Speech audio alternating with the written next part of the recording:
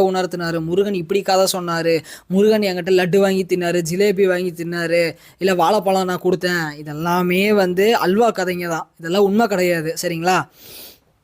ஏன் அப்படின்னா, ஒரு விஷன் வருது அப்படின்னா, ஒரு விஷயம் உங்களுக்கு சமிக்கையாக உணர்த்தப்படுது அப்படின்னா, நீங்கள் முழுமையாக கான்சியஸ்னஸில் இருக்கும்போது மட்டும்தான் உணர்த்துவாங்களே தவிர, இந்த மாதிரி வேண்டாத வேலையெல்லாம் பண்ண மாட்டாங்க.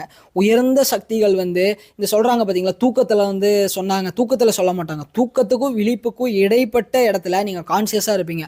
அப்போ மட்டும்தான் சொல்லுவாங்க. உங்களுக்கு ஒரே ஒரு விஷயம் வந்து ஒரு ரகசியம் இந்த இடத்துல சொல்லித்தரேன், நல்லா கேட்டுக்கோங்க எல்லாருமே.